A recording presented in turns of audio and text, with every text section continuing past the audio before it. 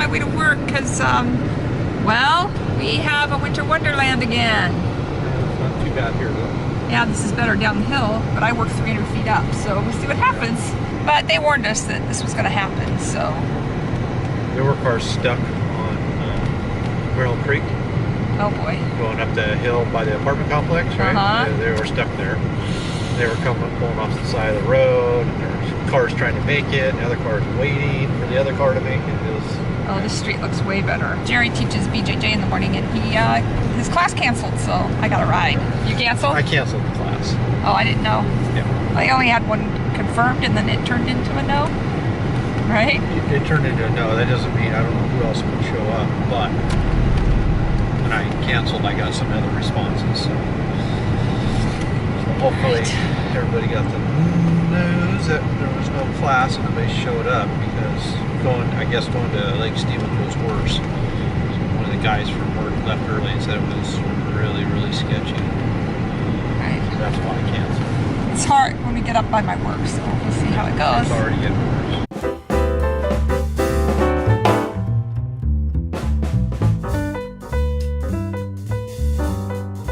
It's the day after the snow. Yeah, I discovered there is really nothing to film when you get off work and it's almost dark and then it's all snowy outside and you don't go anywhere and you watch TV and cruise the internet. Doesn't make a good vlog. And in a shocking turn of events, I'm going to the doctor. Yes, I just got off my day of work and I got about 15 minutes to get over to my doctor's office. I'm gonna see her ARNP. I graduated from pain management, and that meant that I need to get my pain medicine refilled by my doctor, and I never transferred it.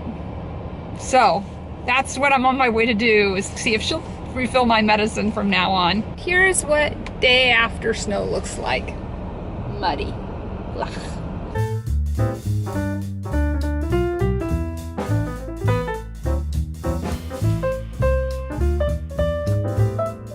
The waiting in the boringest room ever. Aww.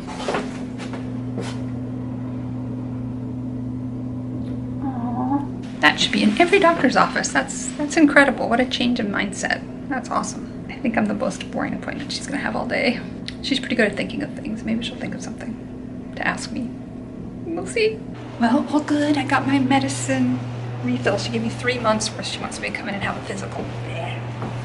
I will. It's just having been in Bethesda and seeing, well, I have 14 doctor's appointments while I'm there, and then to turn around and schedule a doctor's appointment, it loses its glamour. I'm gonna print out all my labs too, so that they don't draw labs on me.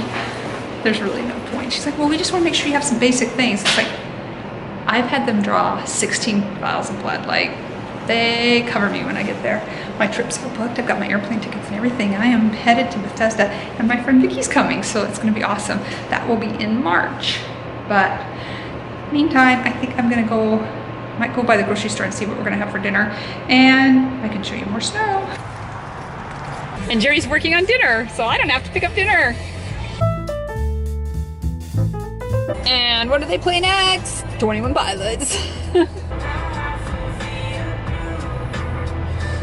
I am back from the doctor, and when I was in the waiting room, I was going through my Facebook, and I noticed there was an anniversary. Today's February 7th that I'm recording this, and it was 4 years ago today that my friend Steve Dooley went to be with the Lord. And some of you watching this know Steve, and so you know what a wonderful person Steve Dooley was. And I just started to write a really long Facebook post and thought, you know, maybe this is better that this is something that's in the blog, because then I can really capture everything that I want to say. I first met Steve Dooley playing on the worship team at church, and so he's about 11 years older than me, and he was like this rocker guy looking person.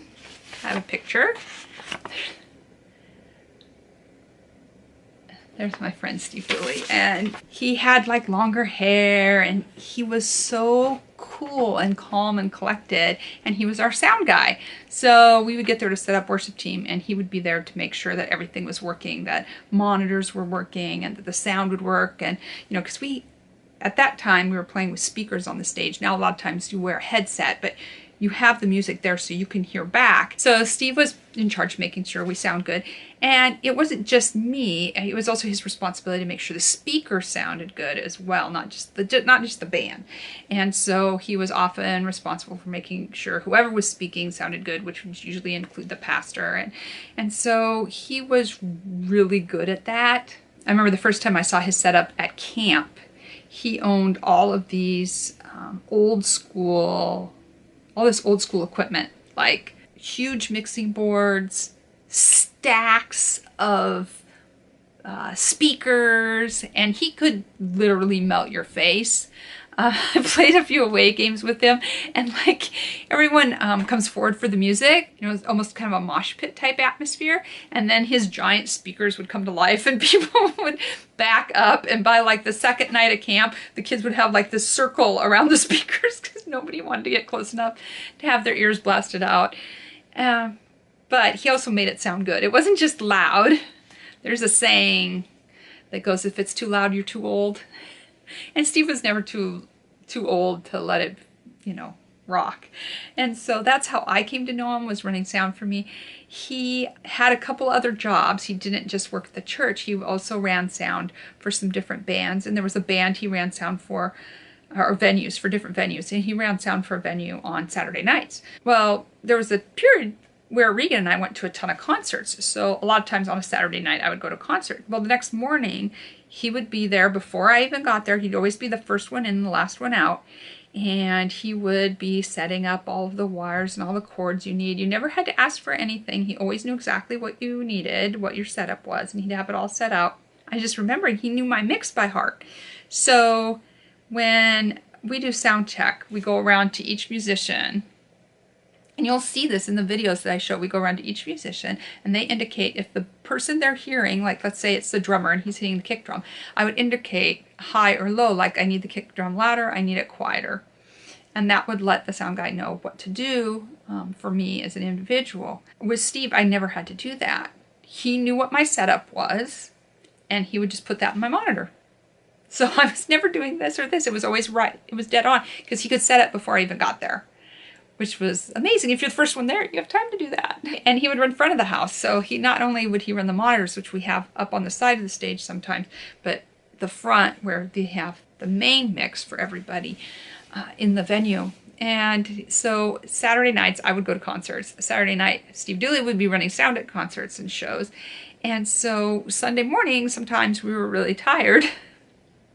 And so I would come bumbling in and I'd say, hey Steve, where'd you go to? And he'd say, oh, you know, I ran sound at the 99 Club tonight. I said, oh, okay, yeah, we had a band in. Oh, okay.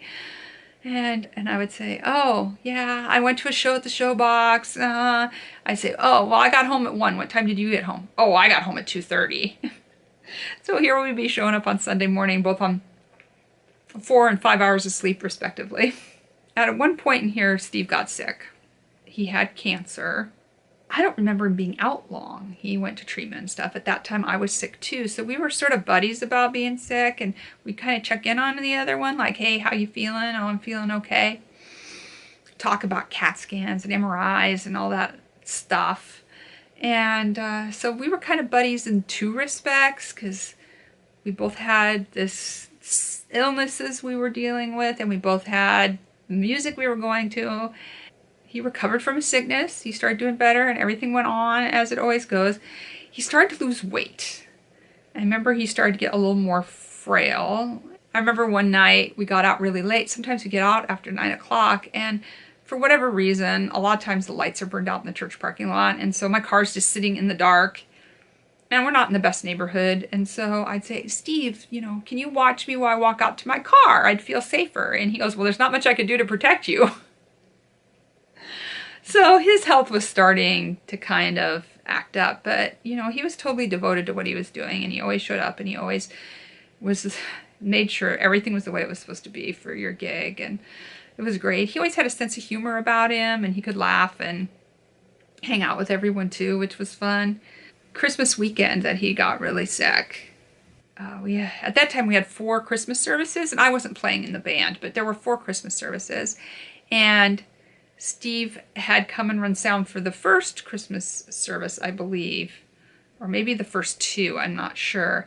And he didn't feel good after that, and he went to the ER, and they found out that he just didn't have much time left. And so then he came back and ran sound for 2 more services, and they told him he couldn't ever go back again. The next Sunday, after he had gotten sick, so the week after Christmas, I was playing that week, and so we were all missing him tremendously. I mean, he was there every single Sunday. He didn't miss, and so we were really missing him. And that Sunday, we were up on stage, and our pastor, Jim, he said, well, I'm going to do something I don't yet, nobody knew I was going to do. He said, Steve has been back in that booth for years and years, and he's taken care of all of us for the way things sound here, and that they always sound good because of Steve. And so he said, Steve's sick, and he's not going to be able to come back.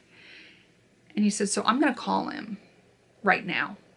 He put himself on speakerphone and put a mic up to his phone. I'm standing there on stage not knowing this is going to happen. Our pastor, Jim, he called Steve, and he told him, I can't find the batteries for my mic pack. I don't know what to do. And Steve answered, he said, I'm just not there today to help you out. And Jim admitted that that was a ruse, that he just wanted to call and let him know how much we all appreciated all of his work that he had done for us. Everybody in the congregation all clapped and applauded for Steve. So here's this guy that, has been behind the scenes all of this time. The rest of us who aren't in the front would sound like garbage without him. I remember we used to do shows for middle schoolers. We'd have bands come in and do shows, and Steve wasn't hired to do that, to oversee our setup. So I would have the sound guy, the volunteer that we had for that night, set everything up. But I wouldn't be happy unless Steve came over and looked at the soundboard. And Steve would come over and he would just do these little tweaks. This here and a little bit of this there. And then he'd walk away and you knew it was perfect. You knew it was perfect. I would take pictures of the soundboard going, another beautiful Steve Dooley setup. He made it longer than they expected. He did hospice. It wasn't an easy time for his family. It was really hard. His wife, Beth, what a wonderful person. I've just always enjoyed her company. If there was a group of people waiting or something, I'd always wait with her. We would hang out backstage and stuff. And it was so hard to see her lose Steve because he was such a rock. And he taught her how to do everything. So even after he was gone, she still knew how to set up mics and how to run cables. 4 years is just it's never going to be easy. At his memorial service, they said, if Steve has ever run sound for you, stand up. And almost every person in the room stood up. They were all musicians or speakers or somebody, a pastor, somebody that he had run sound for. He was actually hired as a sound man to work at a church, even though he wasn't a Christian. And that was the process where he heard those sermons. And one time he responded and came to know the Lord that way. It's kind of amazing. You don't think about the people that come through your life and how they affect you, but Steve Dooley is absolutely one of those people. He's a legend. Everybody who knows him had their heart touched. I can guarantee it. So if you knew Steve, please leave something nice in the comments. I just want those who didn't ever get to meet him to get to understand what an amazing person we all had the chance to know. I'm just noticing on this, we all sang Amazing Grace at the end of his memorial a cappella without running any sound. 4 years, and it feels like it was yesterday. All right, thank you so much for watching. Don't forget to subscribe. See you soon. God bless.